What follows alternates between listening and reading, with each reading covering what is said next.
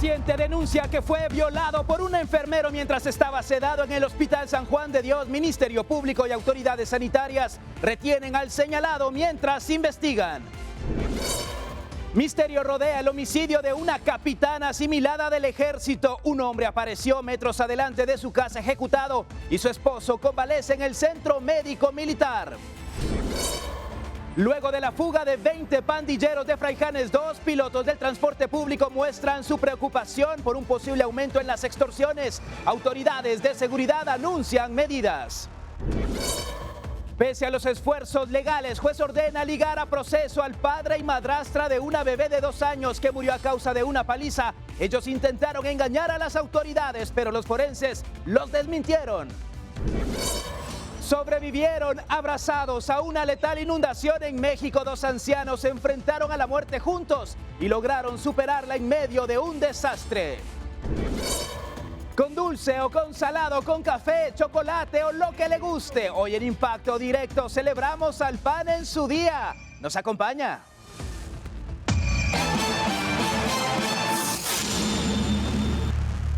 Jueves 16 de octubre, muy buenas noches, bienvenidos a Impacto Directo, un gusto acompañarles, soy Alexis Ponce, todo el equipo está preparado para llevarle la información, lo más importante hasta el momento. Doy la bienvenida a los panelistas que nos acompañan, Roxana Sánchez, periodista, Germán Galindo, internacionalista, y Armando Mendoza, abogado penalista. Y hay conmoción en el Hospital General San Juan de Dios, luego de que un paciente denunciara ser víctima de abuso sexual. ¿Sabe por quién? De un trabajador de ese centro asistencial. Según la versión del afectado, los hechos ocurrieron en el interior de las instalaciones médicas. Lo que debía ser un espacio para la recuperación, cuidado y atención se ha convertido en el lugar de una grave denuncia.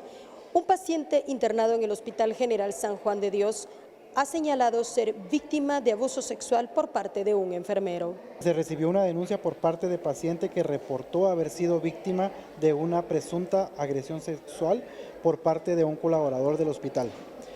De acuerdo con nuestros protocolos, se presentó la denuncia ante el Ministerio Público para la respectiva investigación.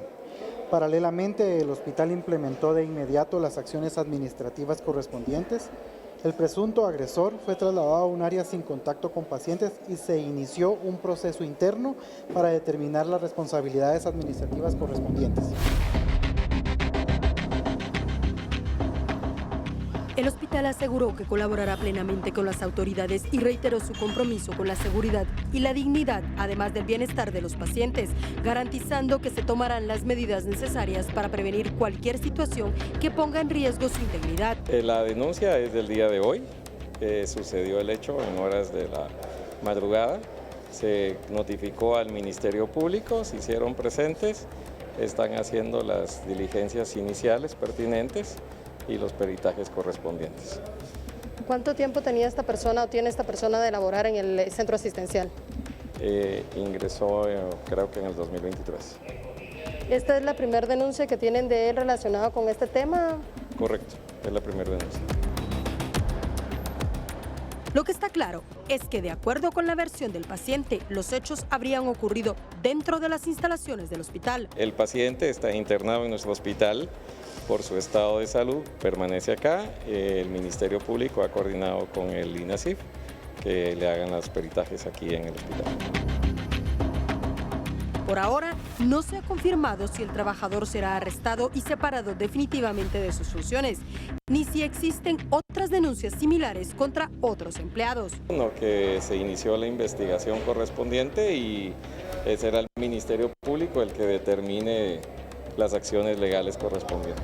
El Ministerio Público hasta el cierre de esta nota tampoco confirmó la detención, solo que el caso está bajo investigación. Mientras tanto, el centro asistencial señala que en todas las áreas siempre hay personal donde se puede denunciar. En cada servicio hay una trabajadora social y una psicóloga asignada que está en constante comunicación con los pacientes por cualquier tipo de reclamo que ellos puedan hacer.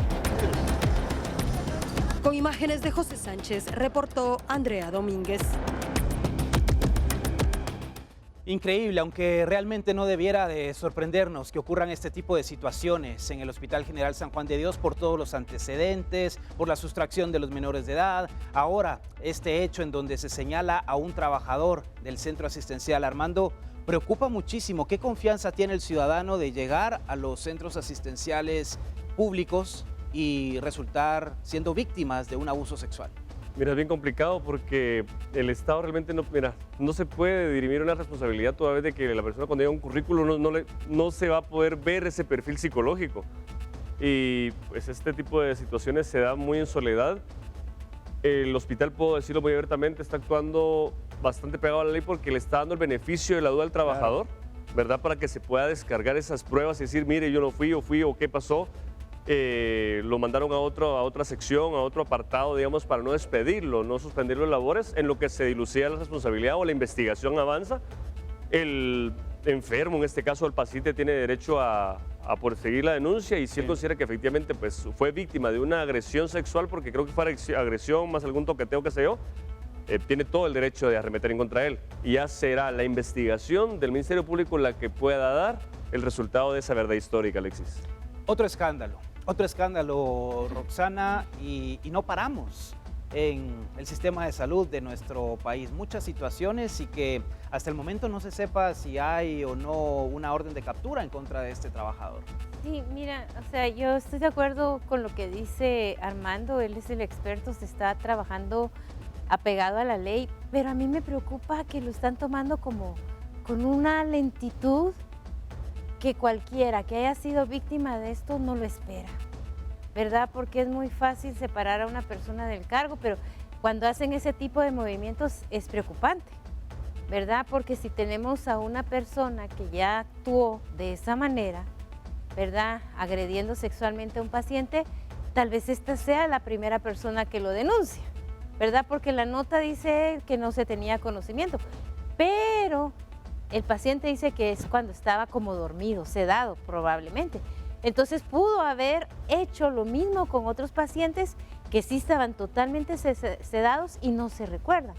Y este caso no es solo de Guatemala, se ha sabido en otras partes del mundo, de todo el mundo, de este tipo de pervertidos, porque eso es lo que son, ¿verdad?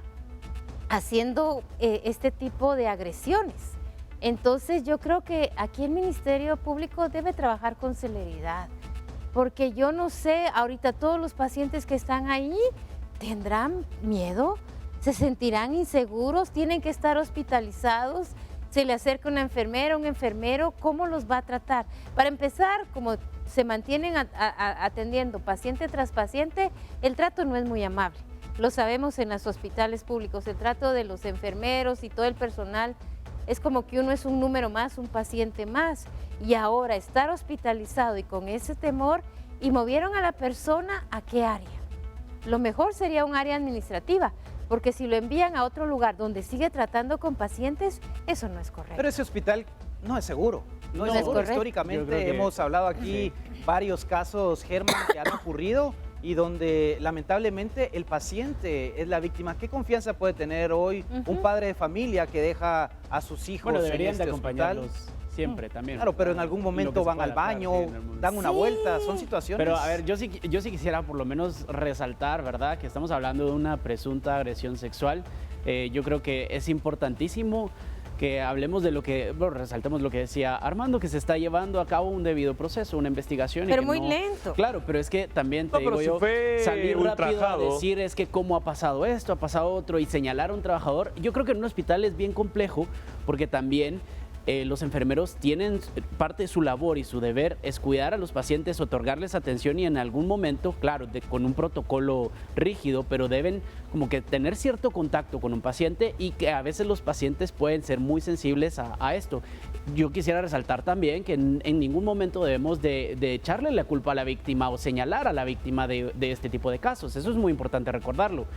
Pero lo que quiero yo que se hable es del debido proceso, porque ya le estamos diciendo al colaborador que es violador, que es un pervertido, que es un violador, que cómo me voy a sentir yo seguro, que no sé qué, pero no sabemos todavía qué es lo que ha pasado, no sabemos porque todavía no se ha hecho la investigación. No, pero ahí resaltamos lo que dice Roxana, tiene que actuarse con velocidad.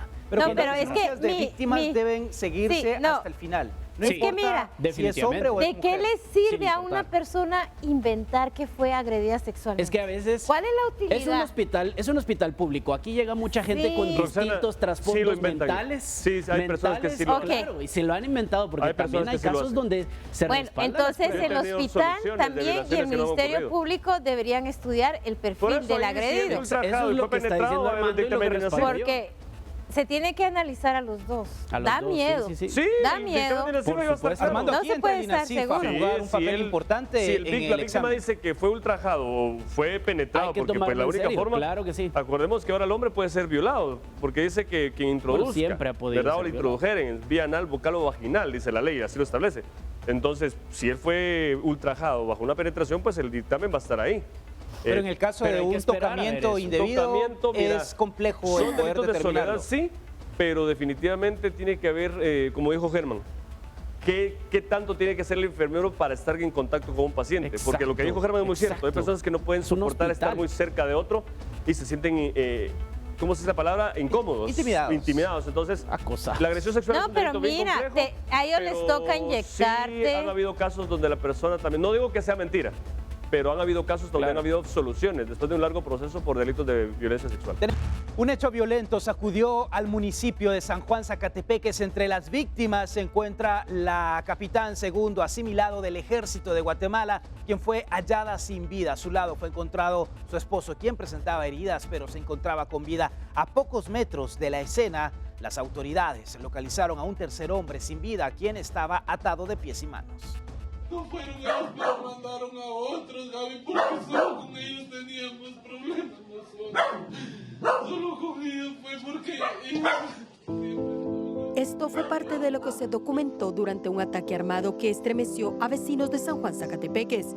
En el interior del lote 7, Manzana B, sector B de la colonia Pinares de San Juan, en la aldea Zet, fueron encontradas 2 personas con heridas de bala. Elementos de la 37 Compañía de Bomberos Voluntarios reportaron que localizaron a un hombre y una mujer heridos.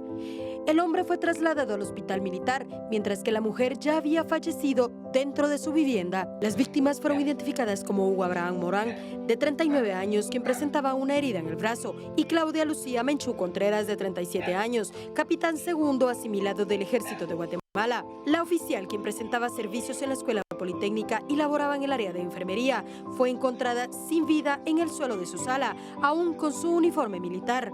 Durante un rastreo por la zona, a unos 200 metros de la residencia, las fuerzas de seguridad también localizaron a un tercer hombre sin vida, atado de pies y manos con múltiples heridas de bala.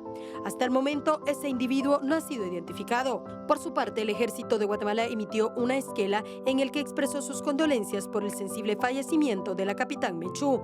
Mientras tanto, el Ministerio Público informó que el caso ya se encuentra bajo investigación, aunque no se han dado detalles sobre los posibles motivos y tampoco el nombre de la tercera víctima. Reportó para Noticiero Guatevisión, Andrea Domínguez. Es un caso que preocupa y que obviamente sacude a la sociedad, a los comunitarios de este lugar. Le doy la bienvenida a Ana Luisa Arevalo, historiadora que nos acompaña. La violencia otra vez. Aquí hay 3 víctimas, 2 mortales. Ana Luisa, una situación que debe investigarse porque hay varias hipótesis alrededor de lo que pudo haber sucedido, pero nada es claro hasta ahora. No, a mí me parece súper confuso el asunto. Y pensando en algo de cómo funciona nuestro Estado y, por ejemplo, el Ejército, yo creo que mantenemos somos un país que sigue en trauma de la guerra. Nunca lo trató, nunca lo curó. Entonces es muy fácil que organicemos y arreglemos problemas personales, laborales con violencia. Y la verdad es que también en el Ejército se mantienen muchas formas heredadas de los años 80. No han democratizado y todavía manejan esto digamos, aquí especulando porque no tenemos más información de la que ustedes acaban de ver. Entonces, tiene mucho sentido o es muy normal o tiene, cierta normalidad que las cosas se arreglen de esta forma en este país, también tomando en cuenta que carecemos absolutamente de justicia, con alguien como Consuelo Porras al frente del Ministerio Público, con las cortes tomadas. O sea, no me parece raro que vayamos viendo en este país cada vez más y más y más asesinatos como una forma de arreglar cualquier tipo de problema. Que el esposo esté con vida, obviamente las autoridades deben recabar ese testimonio y se convierte, es una víctima, pero también en un sospechoso principal de este caso, Armando. Mira, lo que da la ciencia ficción, Alexis, yo lo digo muchas veces, ya no es tan ciencia ficción. Que venga especulando, dijo la colega acá, alguien más lo haya amarrado. Mira, la verdad que el primer sospechoso es él, tiene que investigar. Una lucha contra el segundo hombre que aparece a pocos metros, la esposa porque hay una persona femenina y otro masculino fallecido y el esposo es el que está amarrado. ¿Qué estaba haciendo el tercero ahí? ¿Qué era él? ¿Era el amigo con derecho? Ingresó a la casa, quería robar, asaltó, ¿qué pasó? Y también recordemos que si era capitán segundo asimilado, me imagino que era enfermera profesional, todo profesional presta ese servicio como asimilado en capitanía segunda. Si estaba bajo el cargo de alguna persona o prestando servicios de salud, también hay que investigar cuál fue su último expediente para poder dar con ese paradero de qué pasó, con esa verdadera... Y otras situaciones que lamentablemente, Roxana, también han derivado en ataques en contra de guatemaltecos, pueden ser aquellos que tengan algún tipo de deuda, que no la hayan podido pagar, así que es muy amplio realmente el espectro de lo que se debe ahora dilucidar para tratar de encontrar a los responsables. Sí, mira, otro caso más, y comparto la opinión de la compañera aquí. Es el Ministerio Público el que tiene que investigar y establecer lo que realmente sucedió aquí. Porque podemos sacar un sinfín de teorías, pero lo más preocupante es que hay 2 personas muertas. ¿Qué arma se usó? ¿Cómo fue? O sea, tienen que hacer la investigación para establecer bien. Y luego recordemos, en este año la violencia ha aumentado tremendamente. Solo en lo que va del año llevamos 500 homicidios. Eso te da una idea de cuántas personas mueren de esa forma en Guatemala. ¿Cuántas familias sufren eso? Exactamente, por eso aquí lo más importante es, hay 2 personas fallecidas y veremos si el Ministerio Público lo esclarece o es otro más y ahí lo dejan impune. Es que esa es la triste historia del Ministerio Público que tenemos ahorita, que ellos contribuyen a que la impunidad se mantenga. A ver, revisando nuevamente estas imágenes, Germán, la contaminación de la escena del crimen es increíble, que hasta el perro esté ahí metido. Tenga acceso a la... A ver, es contaminación de la escena, Roxana. Sí, pero... A ver, producción, por favor, si pueden reproducir nuevamente las imágenes. Pero el perro no sabe que está contaminado. Pero esto es parte de la función primordial que debe tener. Pero es que ahí no está el Ministerio Público. No están solo los bomberos. Pero llega Policía Nacional Civil, se ha hecho capacitación también con bomberos para que ellos traten de resguardar la escena del crimen. Mira todas las personas que están ahí y hasta el perro. A ver, también yo creo que por ser, San Juan, Zacatepec, yo quería hacer énfasis en eso, que ha sido reconocido como un pueblo que está lleno de muchas pandillas también que tienen control, que operan desde allí para poder manejar sus operaciones, valga la redundancia, en la capital. Yo creo que también, tal vez de la magnitud, de la fuerza o la crudeza de las imágenes que se encontraron los bomberos, tal vez de esa manera no siguieron la cadena o el protocolo que tenían que seguir. Pero ahí está la policía también, Germán. La policía tiene la obligación. Solo estoy tratando de encontrarle una razón lógica a por qué contaminaron la escena del crimen. No hay una razón. Dentro de la cadena se sabe, Armando, que tienen que resguardar la escena del crimen. Digamos, los bomberos pueden exculpar, los podemos exculpar, pero la Policía Nacional Civil, que no ha hecho nada. Y habían 2 personas más ahí de sexo femenino. Recordad que si una persona ingresó, mató a esos 2, amarró al señor, las pisadas, las huellas, todo eso va a estar ahí. Pero entre más huellas, más contaminación, más gente, más toqueteo de toda la escena, el escenario se vuelve contaminado. Y ahí viene la respuesta, Roxana. Por eso el Ministerio Público después se tarda mucho, porque no es un trabajo de una persona. Son personas, criminólogos y criminalistas encargados de poder levantar todo eso y toman un montón de evidencia que pasa por una cadena de custodia bien cuidadosa, porque después la sanción viene para los que levantaron la escena o el escenario y no para los que están ahí, bueno, en este caso los bomberos y los policías que estaban inútilmente haciendo nada. Que ahorita nadie se va a hacer cargo de esa escena del crimen. Pero una contaminación total de esa escena. Los empresarios del transporte extraurbano de pasajeros han denunciado en reiteradas ocasiones que las extorsiones representan pagos millonarios a las pandillas y al crimen organizado. Ahora, con la fuga de los principales cabecillas del barrio 18 de la cárcel Fraijanes 2, temen una escalada de violencia.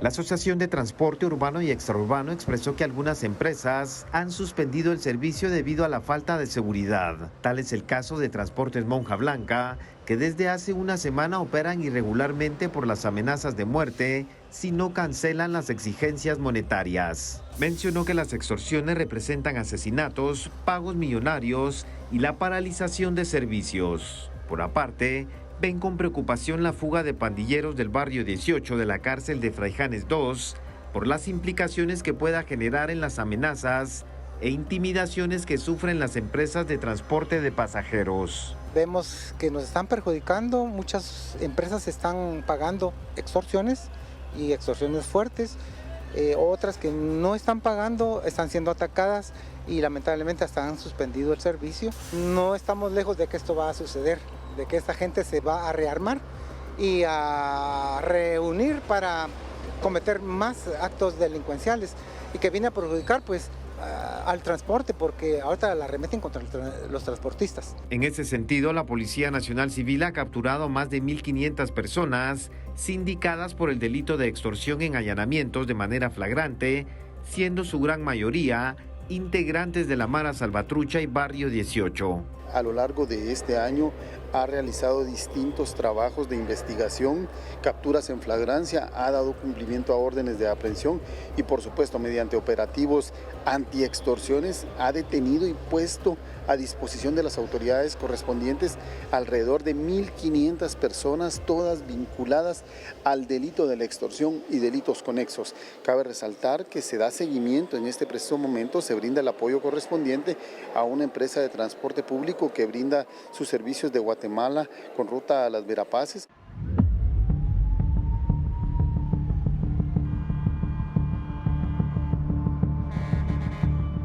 Datos de la Asociación de Transporte Urbano y Extraurbano estiman que las extorsiones siguen cobrando víctimas y paralizando rutas en distintas regiones del país. Al mes de septiembre se contabilizan más de 80 personas fallecidas y 25 personas heridas en hechos violentos en vehículos colectivos de pasajeros a nivel nacional.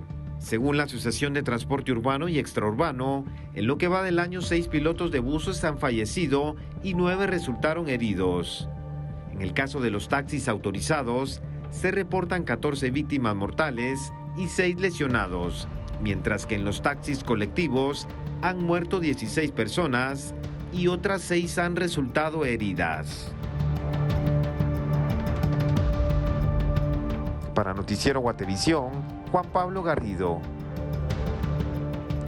Y ayer hablábamos precisamente de la preocupación de los padres de familia cuando llevan a sus hijos a los centros educativos y las medidas de seguridad que han adoptado, Germán. Y hoy los transportistas, pero esta situación de caer en esa psicosis no nos favorece como sociedad. Para nada, porque al final terminan tomando medidas que pueden perjudicar al usuario del transporte público, ¿verdad? Si lo queremos ver así. Yo creo que sí hay que saber separar, por ejemplo, es inevitable cuando hablamos del transporte público y sobre todo de los transportistas que se quejan, es inevitable juntarlo con las quejas también de los usuarios contra la violencia que practican estos transportistas entre ellos mismos como el gremio y contra la velocidad con la que conducen y las imprudencias que han tenido. Sin embargo, creo que sí habría que diferenciarlo hasta cierto punto por lo mismo de que hay quienes, no podemos generalizar, y hay quienes sí tratan de cumplir su trabajo de la mejor manera y las extorsiones no son un problema solo de transportistas, hay que hablarlo como tema de extorsiones. Esto es algo que les ocurre a muchos comerciantes en todo el país que claramente evita que el comercio se pueda reproducir, que mucha gente incluso tiene que dejar su trabajo, tiene que dejar su negocio porque simplemente no puede pagar. Y traigo a colación todo esto porque al final, hoy en día, quien debería de estar respondiendo ante estas situaciones, ¿quién es, Alexis? Y lo dijimos ayer, el ministro de Gobernación. ¿Y qué pasa hoy en Guatemala con el ministro de Gobernación? ¿Qué pasa? No hay. Pero no, no, pero todavía está al frente, todavía está al frente el otro. Porque es percepción. Es un problema que va a seguir, claro, es un problema que va a seguir las extorsiones, que al final no es percepción, que va a seguir y que seguirá. Un ministro en el cargo por el título pasaba, habían extorsiones, muertes, violencia. sin la figura del ministro Desde, va a continuar desde las pasando, cárceles. Roxana. Sí. Desde las cárceles Y también. desde la cárcel. No, y bueno, supuestamente todavía está hasta que el señor presidente nombre a un nuevo ministro. Espero que no esté ahí de adornito en lo que se va, Así ¿verdad? como está. O podría incluso, es que aquí hay un grave problema con eso, Roxana, todas las Mira. evidencias que puedan existir, Ujú. porque él tiene ahora el control Sí, el de todo lo control. que está ahí en su escritorio. Yo sí tengo mis dudas de que él siga al frente, claro, pero volviendo al tema, ¿se recuerdan que hace años la profesión más peligrosa era ser piloto de bus? ¿Verdad? Porque fácilmente los mataban. Incluso yo tengo una amiga que trabaja con viudas de piloto, porque ellas tuvieron que organizarse para empezar a pedir protección para la gente que les llevaba el sustento a su casa.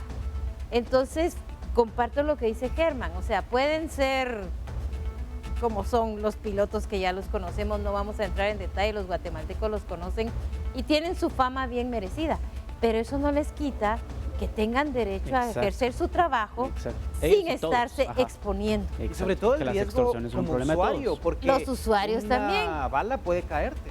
No, lo vimos en el donde baja este chofer con el machete. Sí. Sí, cuando los están filmando y los mismos usuarios del transporte pegan el grito Comienzan a bajar. y comienzan a bajar, bajen, porque es aquella psicosis con la que vive uno, que aquí siempre todo el mundo dice, y no es un cliché, uno no sabe en este país cómo va a regresar a su casa. Entonces el punto aquí es, estamos en un punto muerto, señor presidente, y usted tiene que resolver esto. Para eso lo eligieron, para eso tuvo la cantidad de votos que tuvo. Necesitamos a alguien que haga algo. Y a mí me preocupa otra situación, Armando, que, a ver, todos culpan a cierto grupo de las extorsiones, pero pudiera surgir otro grupo que aproveche todo este movimiento que existe para comenzar a generar todo este movimiento de desestabilización, de zozobra en la ciudadanía cobrando extorsiones. Fíjate, Alexis, de que por experiencia te puedo decir que para hacer esto es un Crimen trabajo organizado. bien estructurado. Sí. Ya una estructura criminal no se puede formar de ayer para hoy. Requiere... Pero los imitadores, Armando. Hay imitadores, sí los hay, pero un imitador no se va a atrever a matar a una persona o incluso ir a dispararle un solo portal de amedrentar. La persona que va a extorsionar o va a amedrentar a servicios colectivos como estos, para demostrar que hablan en serio, matan uno o dos pilotos, un ayudante, un pasajero. Entonces, más allá de continuar con el miedo, sería de que efectivamente ya saben cuáles son las penas por obstrucción extorsiva de tránsito, por asociación ilícita. Sumado a eso, la persona que extorsiona no está en la calle. En ese orden, la persona que está presa no tiene miedo a seguir juzgando más pena. Pero las personas que van a recibir la extorsión, las personas que son las que prestan el medio, las personas que van a hacer todo ese manejo, entonces son las que pagan el resultado porque también son amenazadas. Entonces, el Ministerio de Gobernación lo que tiene que hacer es hacer el operativo, ya saben quién está denunciando porque la asociación está denunciando abiertamente, empezar con esos operativos y no capturar solamente a la persona que llega por el dinero, sino ir más allá por las personas que ya están privadas de libertad y pues hacer como lo que están haciendo el proyecto de la prisión en Petén, mandarlo lejos de acá. Esta pareja fue ligada a proceso por la muerte de su hija de 2 años. Las investigaciones revelan que la menor era víctima de múltiples abusos. En el Juzgado de Primera Instancia Penal en delitos de femicidio y otras formas de violencia contra la mujer y violencia sexual de Quetzaltenango, se realizó la audiencia de primera declaración en contra de Jonathan Alexis Joachín Méndez, de 30 años, y Débora Araceli Mejía, de 23, señalados como presuntos responsables de la muerte de su hija de 2 años. El secretario del Juzgado de Femicidio, José Luis Alvarado, señaló que la pareja fue ligada a proceso por la muerte de la niña que estaba bajo su resguardo, ya que Joachín Méndez es el progenitor de la víctima y Mejía Díaz, su madrastra. Se le dictaron los motivos de prisión preventiva a los dos indicados. En el presente caso, por el fallecimiento y el femicidio cometido en contra de una menor de 2 años y 2 meses, en las cuales hoy a solicitud del Ministerio Público, de la Procuraduría General de la Nación y del querellante adhesivo, se emitió auto de procesamiento en contra del sindicado Jonathan Alexis Joachín por el delito de femicidio y en contra de la señora Débora Araceli Mejía Díaz por el delito de homicidio, los cuales fueron remitidos al centro carcelario preventivo bajo aislamiento a solicitud de la defensa del sindicato y de igual manera al Centro Preventivo de Mujeres de la señora sindicada de homicidio, también por aislamiento. El Ministerio Público tiene 3 meses para investigar el caso, por lo que la siguiente audiencia será hasta el próximo año en enero de 2026, reportó Lucero Zapalú. La violencia en contra de la niñez, no importa si son los padres, ese círculo cercano, lo ejerce toda persona en este país. Y es preocupante, Ana Luisa, que quisieron burlar a las autoridades diciendo que la niña había caído de las gradas. Afortunadamente, el informe del INASIF logró llegar a establecer la veracidad de las causas que provocaron la muerte de esta niña de 2 años. La infancia es el grupo de personas que más sufren en este país. Y el asunto está que están tutelados. O sea, se supone que están tutelados con sus padres o las personas que están autorizadas o si no el Estado. Y en todos los casos podemos ver que nadie los cuida bien. Además, tenemos personas que vivimos en una sociedad donde se procura que mucha gente tenga hijos, pero no necesariamente que los cuide bien o no se espera que los trate. Vemos gente que es pro vida, pero es como que pro nacimiento, sin procurar más seguimientos, y eso afecta mucho. A mí me parece súper triste que alguien venga a este mundo y lo traten tan mal, tan consistente. Y lo peor que sea tu padre. Sí, entonces habla mal de la sociedad en la que estamos. O sea, esto es como el epítome de la descomposición social. Que alguien tenga una propia cría y lo vea y no lo considere propio. A mí me parece fuera de este mundo. Me parece una cosa espantosa. Es inaudito. Armando, a ver, aquí la imputación en contra del padre es por femicidio y no parricidio.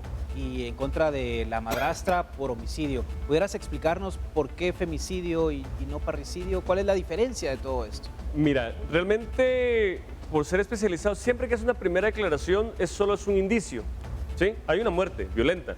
En ese orden hay una niña que es mujer, entonces por género le correspondía a él ser ligado presuntamente o tentativamente por un femicidio. Se va a determinar que él es el padre legítimo, biológico, entre otras cosas, y la madrastra, por ser una persona ajena a la niña, le dio muerte a una persona, porque el 123 dice, quien diere muerte a una persona. En este caso, la niña era una persona susceptible de derechos y obligaciones, más de derechos en este caso, entonces ella sí fue ligada por homicidio. Imagino que en una eventual etapa intermedia, el Ministerio Público va a pedir la reforma, el autoprocesamiento a un eventual parricidio, porque la ley dice que la pena es mayor. La pena es mayor. Y aparte de eso, aunque realmente el femicidio también goza de una pena de máxima de 50, entonces ya por eso ya no la figura realmente la encuadran, en este caso por el sexo de la menor, pero ambos delitos tienen la misma situación, la misma condena, entonces, pero sí, lo más aplicable sería un parricidio para que quede un precedente de que este mal padre dio muerte a su menor hija, porque es quien diera muerte a un ascendiente o un descendiente. En este caso, pues aplicaría perfectamente el parricidio, pero como fue un juzgado de turno, o en este caso fue una primera declaración, solo son indicios, tiene que recabar más pruebas para determinar que si en este caso no hubo misoginia, porque si hubo misoginia, ese odio porque yo quería un varón y me dieron nena, entonces hay misoginia.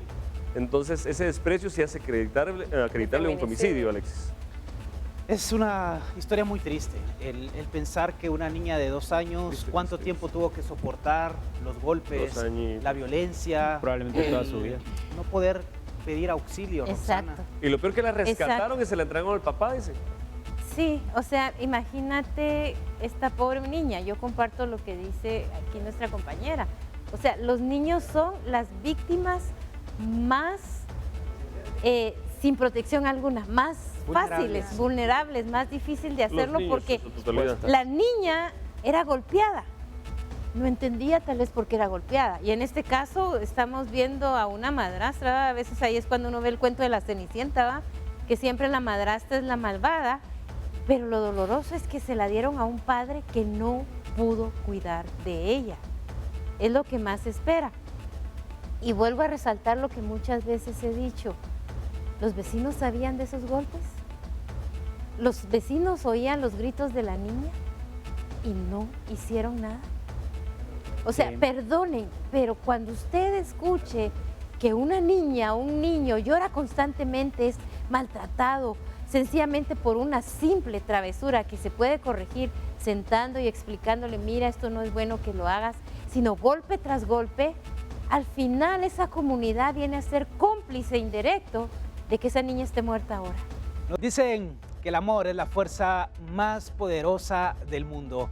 Y estos dos adultos mayores lo han demostrado, sobrevivieron abrazados mientras esperaron por horas para ser rescatados tras el desborde de un río en México. Los videos de la pareja se han vuelto virales y se volvieron imágenes de esperanza en medio de una tragedia que ha enlutado a una comunidad. Aferrados el uno al otro y a la vida misma, dos ancianos resistieron abrazados al voraz avance de un río desbordado en México, en lo que se convirtió en imágenes de esperanza ante una tragedia que ha dejado decenas de muertos. El video de los abuelitos se volvió viral. En las imágenes se observa que están abrazados y rodeados por el agua en lo más alto de su casa en Poza Rica, Veracruz. Se trata de Hilario Reynosa y su esposa Elodia Reyes Azuara. Hilario cuenta cómo lograron ponerse a salvo el jueves pasado cuando vieron que crecía la correntada y su casa se inundaba tras las fuertes lluvias que azotaron el este y centro de México. De ahí le dije a mi esposa, agárrate de mi pescuezo para poder salir. Ya de ahí se agarró de mi pescuezo, salimos a dar la vuelta donde está el triciclo, ahí nos agarramos la pared. Ahí nos amanecimos, pues de dónde podía yo salir. Así, los abuelitos, como los han bautizado en redes sociales, quedaron inmortalizados en imágenes en las que se les ve sentados y abrazados sobre la angosta estructura de su casa, que fue su salvación, en un acto emotivo que ha recordado el poder de un abrazo. Ir en el agua y no saber nadar. Sí, estuvo fuerte. Gracias a Dios. No, gracias a Dios, está viva ella, porque yo sé nadar. Yo nomás dije, ya se perdió, ya. No la voy a encontrar, me fui a buscarla. Nada. Dice el taxista, mira, ya va llegando tu vieja allá de arriba, dice. Le digo, no te metes de ahí, le digo, ahorita me voy en medio de los dos postes, por ahí salí nadando. Pero fue un momento rápido. El hogar de la pareja quedó completamente destruido por el agua y los escombros. Ahora permanecen en la casa de un vecino que los acogió. Don Hilario cuenta orgulloso que haber sido pescador y albañil le dio la fuerza física y mental para soportar por horas el embate del frío. Reportó Ginny Sojben.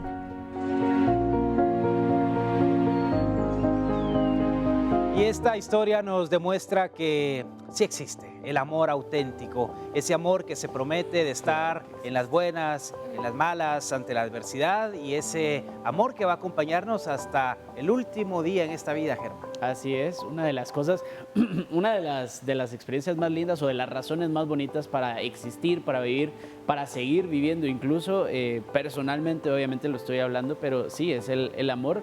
Y qué bonito ejemplo esta pareja. No conocemos obviamente su vida, pero creo que esta acción habla más que 1000 palabras. Es sostenerse a la vida uno del otro, no solamente salvar tu vida, sino salvar la vida de tu pareja por el amor que le tienes a esa edad, con todo en contra, porque encima no se veía que autoridades estuviesen intentando ayudarlos tan rápido y que ahora estén también clamando por un poco de ayuda para reconstruir su hogar. Es importante decirlo, perdieron su hogar y que esperemos que también tengan esta ayuda. Es una increíble historia, Roxana, sin lugar a dudas, que nos muestra algo importante, que en medio de la tragedia existen esas historias esperanzadoras. Sí, no sé si vieron la carita de ella. Ella mira con orgullo. Sí. Ella ve con orgullo a su esposo, porque con hombres así sí vale la pena vivir todos los años que han vivido juntos, ¿verdad? Está dispuesto él a dar la vida por ella, ¿verdad? Porque dice que él pensó que ya no iba a aguantar, pero lograron salir. Y también si ustedes ven el video, él está así. Yo vi otra entrevista donde dice, yo la estaba rascando para que estuviera caliente, dijo él, ¿verdad? Porque ella tenía demasiado frío. Entonces él no dejó de frotar su cuerpo para mantenerla caliente. Solo ella, dijiste, está dispuesto a dar su vida por ella. A mí me gustaría agregar, no está dispuesto a vivir su vida sin ella, porque también se aferró tanto a él mismo, a su vida, como la de ella, porque quería que no solo sobrevivir, sino sobrevivir juntos. Sí, y ese es el amor más grande, cuando uno da su vida por alguien. Ese amor no se supera. Wow, increíble, realmente es muy conmovedor ver este video, porque cualquier otra persona pues dice, me salvo. Primero yo, después los demás. Pero aquí se privilegió ese amor, Armando.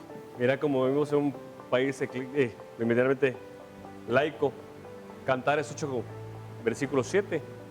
Las muchas aguas no podrán apagar el amor, ni lo ahogarán los ríos. Y ese es el ejemplo clarísimo de que la fe mueve montañas. Y yo creo que en el momento que él estuvo abrazado a ella y ella a él, creo que los dos dijeron, de aquí no te vas, nos vamos. Pero se quedaron. Me gusta. Y eso es lo más lindo del amor, que esa fuerza no la podía... Si la Biblia lo dice, es el ejemplo claro que la Biblia se cumple. En las buenas y en las malas. Así es. En la adversidad, en medio de toda esta tormenta, este desastre natural. Pero la verdad, muy bonita historia, Ana Luisa. Sí, la verdad es que me parece un acto de resiliencia enorme que pudieran, porque fue una cosa espantosa en Poza Rica, Veracruz, si no me equivoco. Hay decenas de miles, cientos, miles de desaparecidos, una población de más de 30,000 personas afectadas, o sea, segundos niveles cubiertos de agua, y la verdad es que tuvieran la capacidad de resistir todo ese embate del agua, la temperatura, a los escombros que vienen con el río, pues me alegra que estén bien, ¿no? Pero ahora ya no tienen casa, es importante también hablar de qué van a hacer las autoridades, porque sobrevivieron, pero ¿y dónde? No, y ¿sabes qué es lo que yo comparto lo mismo que Germán, porque no tienen casa, pero si tal vez estuviera más joven, bueno, dice, vamos a empezar. Pero ya son personas ancianas. Se les tiene que apoyar. Se les tiene que apoyar. Debe existir ese apoyo, ese respaldo. Y no sé si vieron el video, pero Claudia, la presidenta, en su momento cuando iba a hablar uno de los ministros y decir los daños, ella le pidió que por favor ocultara, que no dijera ciertos estados en donde les afectó bastante las lluvias. De hecho, se considera que están escondiendo cifras y están disminuyendo el alcance que tuvo, porque o sea, fueron casi 5 metros de agua en unas cosas. O sea, hay estudiantes universitarios desaparecidos. O sea, y la verdad es que debieron haberlos evacuados a tiempo. La única alarma que sonó fue de Pemex, y porque un señor voluntariamente, un cuidador, decidió encenderla. Una gran historia, sin lugar a dudas, del amor en este jueves que quisimos compartir con ustedes. ¿Y sabe qué día es hoy? Hoy es el Día Mundial del Pan, algo que los guatemaltecos degustamos todas las tardes en familia, viendo Impacto Directo con el café, remojándolo en el café. Así que uno de nuestros equipos ha llegado a una panadería para conocer el proceso que conlleva la preparación de este delicioso producto.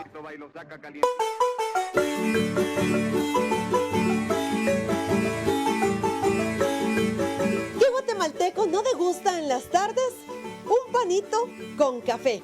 Hoy en el Día del Pan queremos mostrarles cuál es el proceso de elaboración de este producto tan delicioso. Así que acompáñenme.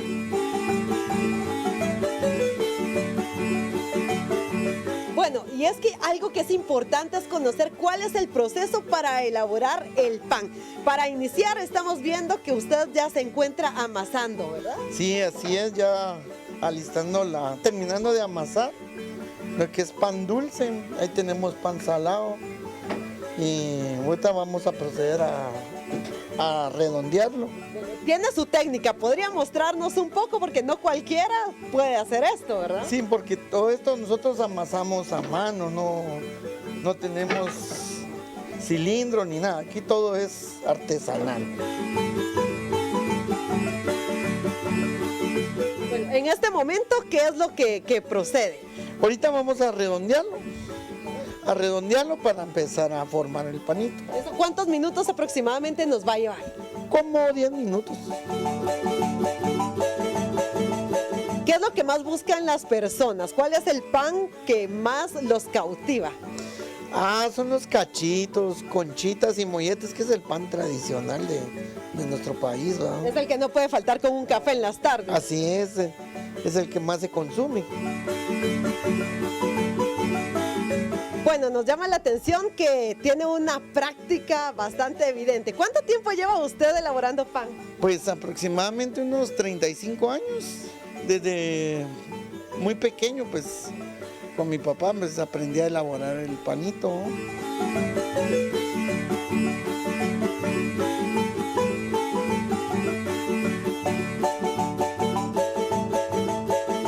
Acá ya tenemos listas las campechanas, ¿verdad? Sí, son las campechanas, pues ya van para el horno, para que se cosan ya.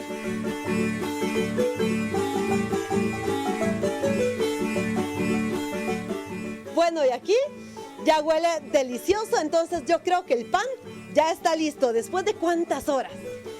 Después de un proceso de 9 horas, pues ya tenemos listo el panito para venderlo y ir a deleitarse del panito. Bueno, entonces ya lo vamos a llevar al mostrador. Cabal, ahorita para el mostrador lo llevaremos.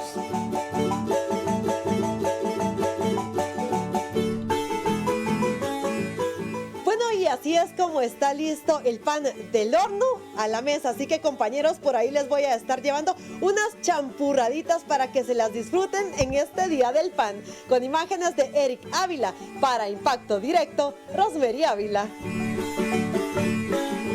Y sí, se nos abrió el apetito indiscutiblemente con ese delicioso pan. Y yo quiero preguntarles a mis compañeros panelistas, Roxana, ¿tu pan favorito, el francés o el pan dulce? ¿Qué te gusta? Me gustan los pirujos. ¿Los pirujos? Los pirujos, sí, y las hojaldras. Con frijoles, ¿no? Y queso. Ay, Dios, buenísimo. sí. Hambre. Hambre. Las hojaldras, los pirujos y las champurradas. Ay, aquellos panitos los bollitos. Producción, hoy faltó el panito con Los café. bollitos, Sí. ay, sí. por Germán, ¿tu favor. pan favorito? Rosemary dice en la nota que nos va a llevar, compañero, les va a llevar, nada nos trajo. Yo pan panito. francés. Pan francés de mi favorito. Que anécdota rapidita, un amigo francés, un amigo que viene de Francia, estuvo en mi casa este fin de semana, le enseñé el pan francés, agarró la bolsa y dijo, esto no es pan. Y lo tiró. Y yo, después de probarlo, ya le cambió la forma de pensar, porque el pan francés para mí es mi favorito. ¿Y del pan dulce? ¿Te gusta alguno en especial? Sí, la champurrada tiene que ser. Ay, es que sí. puedo irme y decirte algún extravagante o algo así, realmente al final termino en lo básico, pan francés y champurrada. No, y mojar Es esa que no puede faltar indiscutiblemente. Armando, ¿pan favorito? El pan dulce, los pequeños, las conchitas, hablábamos, los que tienen la mantequita arriba. A mí me gustaba quitarle el paquete. Muy buenas. O con fresco de toque de uva. Te quita el calor, ¿no? Sí. ¿Y el tuyo cuál es, Ana Luisa? El pan francés también, yo no soy de cosas dulces, yo sí no fui. Una anécdota es que se supone, bueno, se cree que se le dice pan francés aquí en Guatemala porque vino un inmigrante francés que hacía la receta de la baguette, solo que con diferente forma para poder venderlo más fácil. Entonces decían, ven, el pan con el francés y se olvidando ok. que se terminó con el nombre del pan francés. Sí, buena historia. Le creo porque es historia. Es historia, Sí. ¿no? creo. No, es historia. No, es una historia real e interesante, además de cómo adoptamos el nombre del francés por el ciudadano francés que vendía el pan. Esto no Pero, es pan, me dijo. a ver, Esto no es pan. el pan francés o el pirujo Es mi pan con favorito. jamón, Sí, a mí también. porque en las refacciones claro. o con una ensalada de pollo. Por su pollo. Sí, ponete un panito francés, unos 4 franceses con su pasta de pollo, lechuga, aguacate. Entonces, no me es dio cenado. hambre. No, sí es un manjar. En el colegio nos Ay, daban con pan mantequilla. dos panes francés, 3. Después fue 3, ¿verdad? Pero con la inflación también subió el precio. Pero bajaron Era los panes. con frijol y queso y los ponían en una plancha y los aplastaban y les Ay, llamaban sí. Panini. aplastados. Panini. Ahora son panini. Aplastados. Tú, Era ya, otra forma ya no de- eran Sí, panini. todavía recuerdo mi colegio con mucho cariño, pero sí, Pero digamos, delicioso. lo que preocupa ahora, Roxana, y entendemos que obviamente los panaderos tienen que ingeniárselas, el alto costo de los productos, el poder mantenerlo a un precio accesible. Ahora casi que todos son panes de San Antonio, pequeñitos. Pequeñitos, en una mordida te lo acabas, pero sí, comprendo que es tratando ellos de mantener el precio, ¿verdad? Porque es complicada la situación económica y la gente, especialmente el guatemalteco, necesita su panito en la mesa, necesita su panito a la hora del café, ¿verdad? Entonces, sí, yo cuando empecé a ver cada vez más chiquito, me decía, ay, estos se parecen a los panes cuando yo jugaba de niña, la comidita. Sí, no puede hacer falta. Llegamos Sí. hacia el final de Impacto Directo. Gracias por acompañarnos y felicitaciones a Roxana Sánchez, que ayer estuvo de cumpleaños. Felicidades, Roxana, que la hayas pasado gracias. muy bien. Estamos esperando nuestro pastel todavía para compartir. Y así llegamos al final, gracias a nuestros panelistas que han estado con nosotros. Roxana Sánchez, periodista, Germán Galindo, internacionalista, Armando Mendoza, abogado penalista, y Ana Luisa Arévalo, historiadora. Soy Alexis Ponce, una excelente noche. Nos vemos mañana a 19 horas aquí por Guatevisión. Pásela muy bien.